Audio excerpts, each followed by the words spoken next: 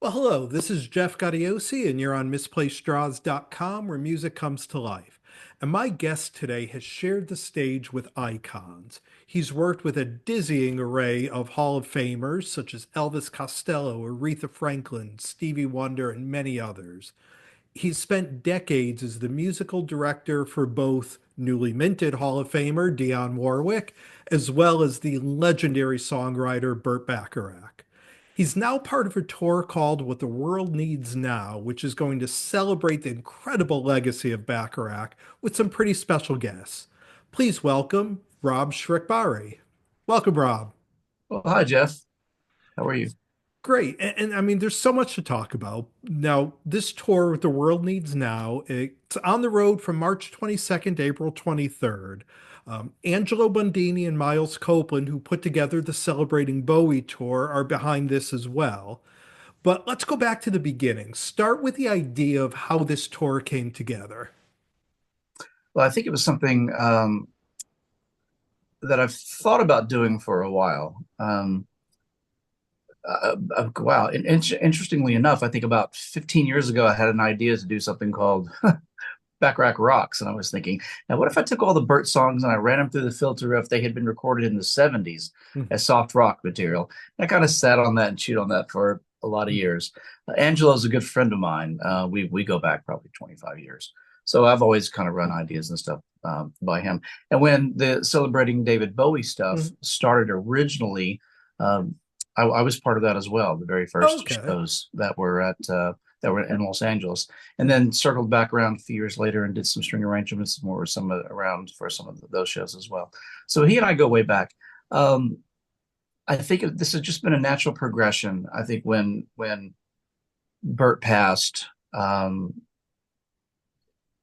it was something I knew I had to put on ice. It was like I'm not going to do anything like this now. And so a good year go by before I even kind of thought about it again. And then I sort of had an epiphany one day and said, I think the time is right now to do something. And I've stopped working with Dion now. As of recently, I've kind of really officially stopped as her music director as of late last year. So I think that I've been doing these songs now for the better part of 40 years.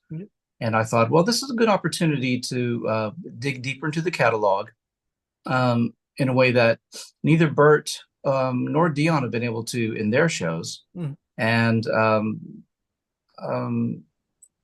I just started kicking around the idea. And then I called up Angelo and said, listen, I'm thinking about doing this show. And I was half wanting some advice, but also throwing a little bait out there to see, if he would bite. And sure enough, he was like, well, would you think about doing this with my team? And so we looked at all the options and decided, yeah, that would be a good fit. And it's just kind of snowballed from there. Yeah, I love Angelo. He was actually on this site for I think the first go around of the Celebrating Bowie tour. I had him on here talking all about that. Now the lineup on this tour is amazing. Todd Rundgren, Wendy Moten from The Voice, featured on vocals, but also, I mean, Todd's former bandmate Kasim Sultan, who I absolutely love, is on bass. Probin Gregory from Brian Wilson's band is there. How did you gather this group of musicians? Well, it was again conversations with Angelo. He certainly was the one who brought Todd in to the Mm, mix, having worked with him on the Bowie thing, and I jumped at that because I'm a huge Todd fan, mm, and I think he's one of the actual real geniuses in the yeah. music business. So I really look forward to that. Probin I've known for a long time through his time when he was with Brian. Uh, Bert's band, Brian's band would Mm, sometimes cross paths, and I've known him for a long time and really impressed with his multi instrumentalist skills. Chasm also I met was introduced through Angelo, and knowing his relationship with Todd, I thought, mm, well, this is going to be a good idea because that'll give Todd a bit of familiarity. yeah. And then I'm a big fan of Chasm's work as well. So I thought this is great. And, he's a phenomenal singer as well. Yeah, So he not only a really great is. musician, but a great singer. Most of the people in the band actually are serious vocalists as well. Mm, And Kenny Dickinson, the guy on keyboards, is from England originally. and he had worked in the band with Rumor, who's a UK artist I actually happened to be married to. Kenny has been in and out of that band, and then he relocated to Los Angeles. He seemed to be a really good fit. He and I, having worked together already, he kind of knows what I'll be looking for in that second chair. And then we pieced it all together. And then Tori Holub was somebody that I brought to the table. Clearly, my wife again, Rumor, had brought her to my attention could be maybe a year or so ago, and they had kind of been talking a bit and kind of had become friends. And she just seemed a perfect fit, if you know anything about Tori. So it's just been piecing it together little by little, and until we found kind of a good magic chemistry. The same thing with Elise on drums, a great singer as well. And of course, Wendy, Wendy's going to cover so much ground on this show. We're going to be leaning on her pretty heavily. I just think that Todd is such an inspired choice for this because so much of his work, I think, goes back to that Bacharach base, that he builds off of. And I know he was a big fan as well.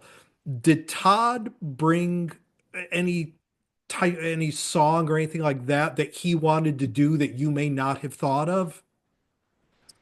Um, it's hard. It's hard to dig a song out of the catalog that I haven't thought of because I do know the catalog pretty well. So you're going to be pretty hard pressed to stump me. But we certainly Todd's a songwriter, Yeah. so he gets it on that fundamental level of what this is.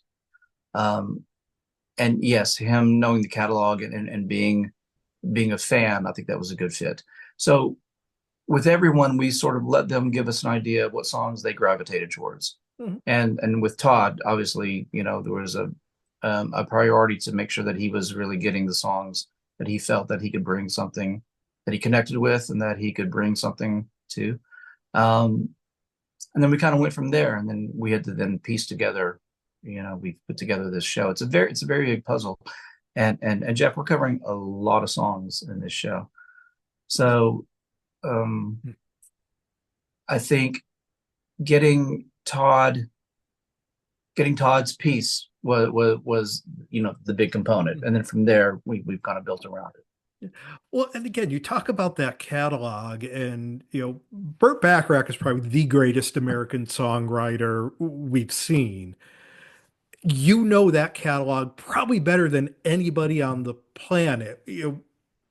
To try to synthesize it down to, a 90-minute or 2 hour show, did you start off with, okay, here are the songs we have to play. Here are the songs I'd like to play. Here are the ones that the Yeah, band is into. yeah. I had a song list about probably 60 deep to start with, and I had a lot of deep cuts that I went through the same process when Burt and I wrote his live show. This was, I guess, the mid '90s when we revamped his show.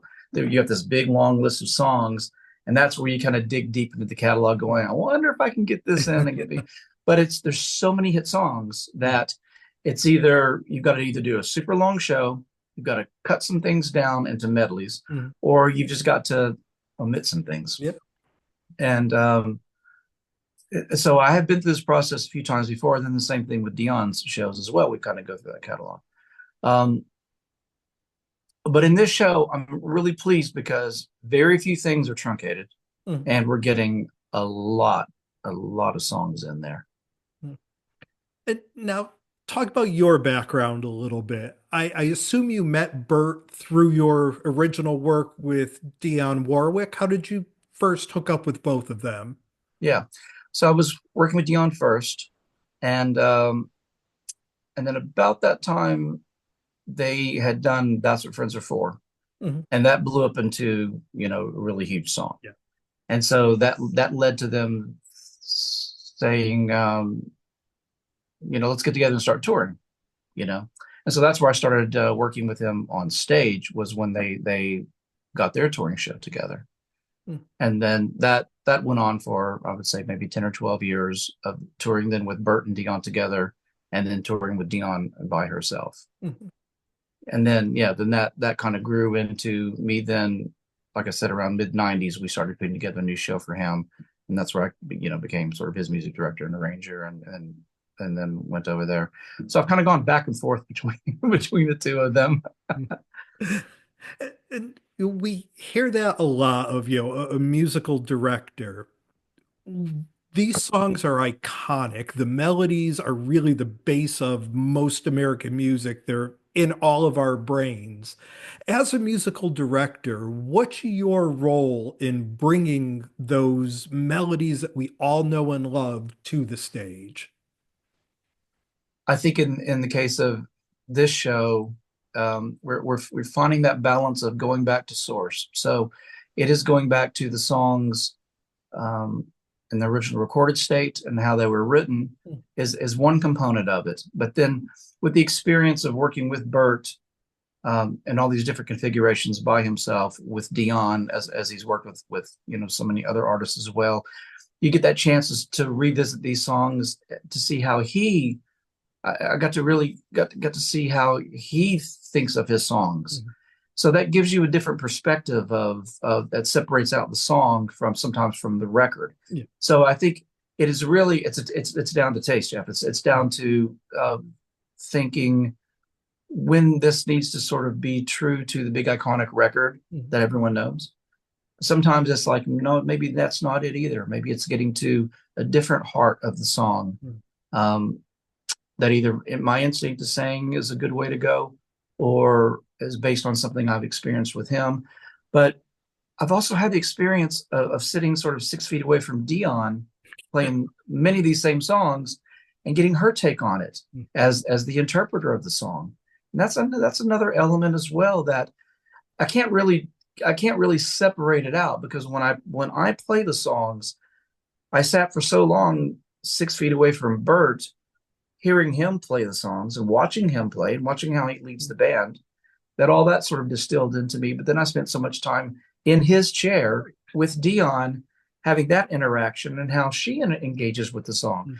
So it has sort of instilled the songs in me, kind of into the DNA, really. And so when I'm approaching these songs for the show, it's very much instinct. It's not a thing of like, oh, we've really got to just copy the record on this, or I want to get clever and try to reinvent. There's none of that. There's no ego involved in it. It's really just bringing the songs into life, into a current way.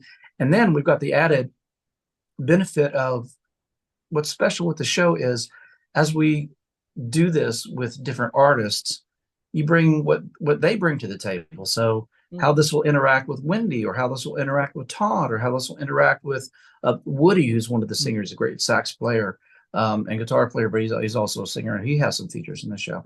So everyone has their special way to engage with the song, and you know that was always a part of what we did live with Burt when we bring in special guests. The songs would then have their own new little life in that way. So that's been the approach for this, is to really let them have the life that they want, but let the taste that's been instilled guide the way to know where the lines are, and then when to sort of bring it back home. Um, but we're not doing anything sort of super crazy clever of like, look how we can completely reinvent this song. When the people come to the show, they're going to get what they want. They're going to get the songs bigger than life, and all live, by the way. No tracks, no clicks, no auto tune, nothing of that. With the talent on that stage, you don't need tracks. No. And there's so many different periods to Burt Bacharach's music. Whether you go by collaborators, the Hal David period, the Carol Bayer Sager. I love that later work with Elvis Costello. Is there a certain period of his career that always connected with you the most?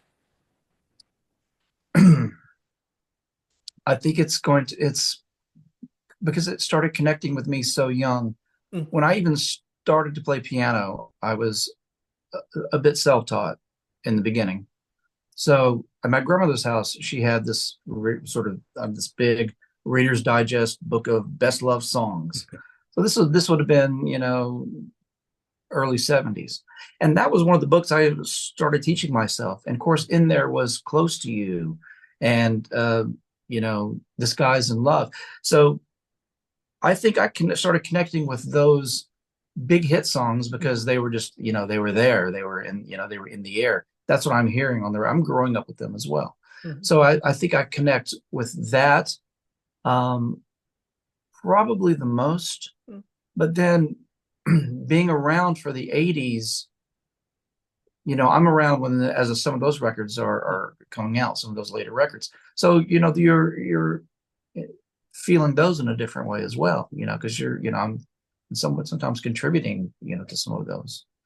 Well, and So it's funny how you mentioned, that songbook, because I think all of us who ever took music lessons as a kid, whether, I played guitar, whether guitar, piano, whatever, you learned those songs. Even if it was just a simple vocal melody, that's how ingrained they are in our cultures. I think everyone who's ever took a music lesson, you've played a Burt Bacharach song or two. oh yeah, yeah, for sure. And now the Celebrating Bowie tour that Todd was part of and Angelo, I mean, that tour ran for a few cycles, and there's a Hendrix tour that runs every year or so. With so many different periods to Burt's music, I mean, you could do a whole show of just his movie scores and nothing else. Do you see this as maybe being something that you kind of revisit every year or two, or is it just let's see how this goes? No, very much. This is going to be a continuing thing. I think what this allows me to do is build each tour uniquely. Mm-hmm. So with this one, we've got Todd, Wendy, and Tori. Um, when I take this to Europe or UK, I think what probably makes sense there is we'll get artists from that area and bring them in. And then also I think with the bands too, there can be, changeover with the band. And so I think every time I do build, the plan is for the future as I build this is to be able to revamp it every time. And that brings fresh life into it because I can, you want to I'd love to collaborate with there's a whole lot of artists out there that have worked with Burt, so that they make sense to bring in at times. But then also to have some new artists in as well. And I think Burt would be tickled pink to know someone like Tori Holub, who's growing on her own, but this opportunity to go out on the road for the first time to help break new artists Yeah. with his catalog, I think he'd be thrilled for that. And there was always, an element of that. So yeah, this will be one of those things that we every one of these tours I think will be unique and be special because as we change that up, well, then the songs will get changed. Mm-hmm. Male songs will become female songs, and keys will change, and arrangements will change. And so each one will be special and unique. This won't be sort of frozen in Yeah. any kind of set thing. And I find that very exciting as an arranger to then keep the collaborative bit up and give the songs an opportunity to work with new artists. But that's a little bit down the line. We've got this 22 dates ahead of us here, Yeah. and that's pretty much the focus for now. Yeah, we definitely look forward to that. And again, this tour runs through March and April. What else do you have coming up on your calendar for the year? You mentioned you're no longer working with Dion. Will you be heading out on the road doing anything else? Any No, studio no, work? no, not on the road. I'm in the studio mostly these days. My wife is an English artist called Rumor, Yeah. and I've been doing her records for quite a while. We've got a new original record that's mostly written, and we'll be in the studio some before this tour, and then trying to finish up her record, pretty much on the heels of the tour. And I've been doing a little film and television stuff the last few years, and so I'm more there. So I think I'm going to keep the touring down to probably just this show. Mhm. Great.